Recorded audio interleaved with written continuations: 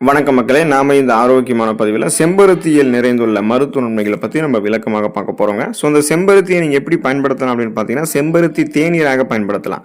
சுருக்கமாக சொல்ல முடியும்னா 3லிருந்து 4 செம்பருத்தி இதழ்களை 1 கப் தண்ணீரில் நீங்கள் கொதிக்க வைத்து வடிகட்டி சிறிதளவு எலுமிச்சை சாறு மற்றும் தேன் கலந்து நீங்கள் குடிக்கலாம்.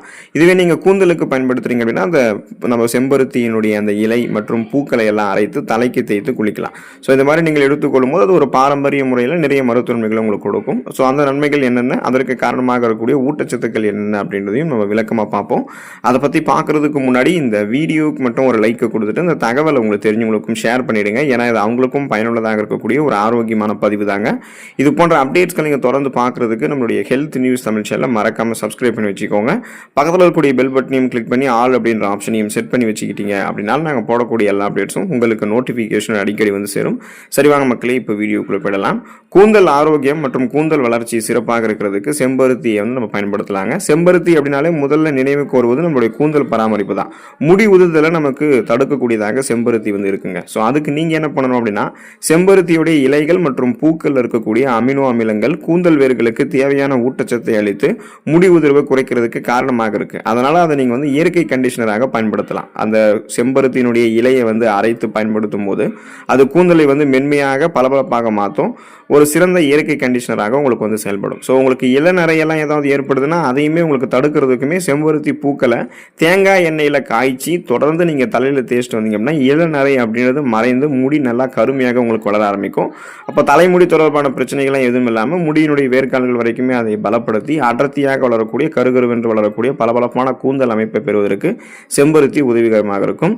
இதய ஆரோக்கியம் மேம்படுவதற்கு மற்றும் ரத்த அழுத்தம் எல்லாம் கட்டுப்படுத்தப்படுவதற்கு, ஸோ ஹார்ட்டோடைய ஹெல்த்தை ப்ராப்பராக பராமரிச்சுக்கிறதுக்கு, பிபி ப்ராப்ளத்தில் நீங்கள் விடுபடுவதற்கெல்லாம் செம்பருத்தியை பயன்படுத்தலாம். இதயத்தினுடைய செயல்பாட்டை சீராக்கிறதுக்கு செம்பருத்தி பெரிதும் உதவிகரமாக இருக்குங்க. இது வந்து பிபி ப்ராப்ளத்தை நம்ம கண்ட்ரோல் பண்ணுது. செம்பருத்தி பூவில் இருக்கக்கூடிய ஆன்டி ஆக்சிடென்ட்கள் நம்மளுடைய ரத்த குழாய்களை விரிவடைய செஞ்சு உயர் ரத்த அழுத்தம் சொல்லக்கூடிய அந்த ஹை பிபி ஹை பிளட் பிரஷரை வந்து நமக்கு குறைக்கிறதுக்கு ஹெல்ப் பண்ணுது. இதன் மூலமாக இதயத்துக்கு செல்ல வேண்டிய ரத்த ஓட்டம் அந்த ரத்த குழாய்களில் எந்த விதமான அடைப்பும் இல்லாமல் போதுமான அளவுக்கு விரிவடையப்பட்டு சிறப்பான ரத்த ஓட்டம் சீரான அளவுக்கு வந்து பார்த்தீங்கன்னா இதயத்துக்கு வந்து கிடைச்சிட்டே இருக்கும்.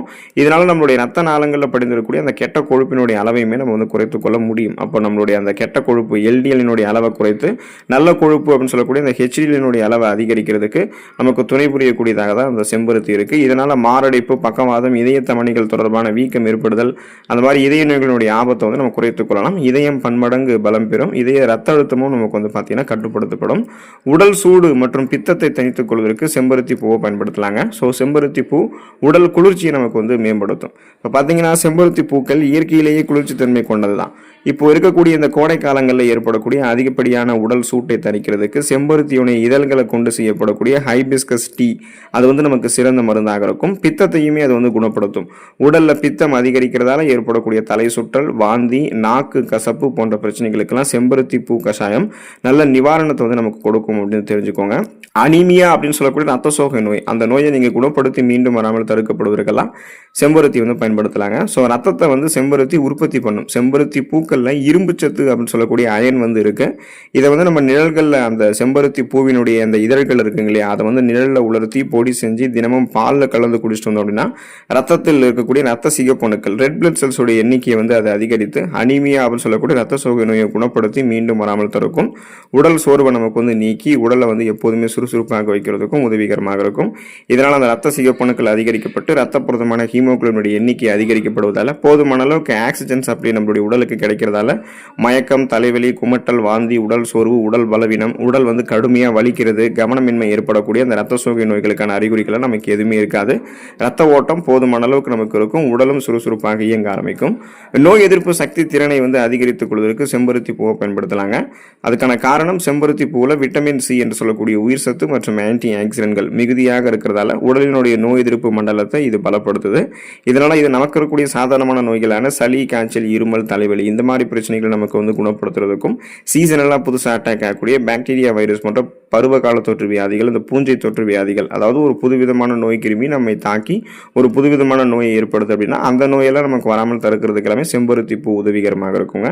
உங்களுடைய உடல் எடையை எந்த விதமான பக்க விளைவுகளும் இல்லாமல் ஆரோக்கியமான முறையில் நீங்கள் குறைத்துக் கொள்ள வேண்டும் அப்படின்னு நினைக்கிறீங்கன்னா செம்பருத்தி பூவை பயன்படுத்தலாம். ஸோ நீங்கள் வந்து செம்பருத்தி தேநீர் அது எடுத்துக்கொண்டீங்க அப்படின்னா உடலினுடைய வளர்ச்சிதை மாற்றம், அந்த மெட்டபாலிசம் வந்து அதிகரிக்கப்பட்டு தேவையற்ற கொழுப்பை வந்து இது உங்களுக்கு கரைக்கிறதுக்கு உதவிகரமாக இருக்கும். ஸோ உடல் எடையை குறைக்க நினைக்கிறவங்களுக்கெல்லாம் இது ஒரு நல்ல ட்ரிங்காக இருக்கும், ஒரு எனர்ஜி ட்ரிங்க்ஸாக இருக்கும். இதில் கலோரிகள் குறைவு அப்படின்றதால இது நீங்கள் எடுத்துக்கொள்ளும் போது பசி உங்களுக்கு வந்து கட்டுப்படுத்தப்படும். அதிகமான கலோரிகள் இருந்திருக்கக்கூடிய உணவுகள்லாம் நீங்கள் சாப்பிட மாட்டீங்க. ஸோ அதனால் உங்களுடைய அந்த கொழுப்புகள் வந்து செரிமானமாகி உங்களுக்கு ஆற்றலாக வந்து பார்த்தீங்கன்னா வழங்கப்படும். கொலஸ்ட்ரால்ஸ் எல்லாம் எனர்ஜியாக கன்வெர்ட் ஆகி எரிக்கப்பட்டுவிடும். ஸோ வெயிட் லாஸ் அப்படின்றது உங்களுக்கு பக்கபலமாக உங்களுக்கு கரெக்டான லெவலில் வர்றதுக்கு செம்பருத்தி பூ வந்து உதவிகரமாக இருக்கும். தொடர்ந்து நீங்கள் செம்பருத்தி பூ எடுத்துக்கொண்டு மருத்துவ நன்மைகளை பெற்று நலமோடு வாழுங்க. அடுத்த ஆரோக்கியமான பதிவில் மறக்காமல் சந்திப்போம். நன்றி மக்களே.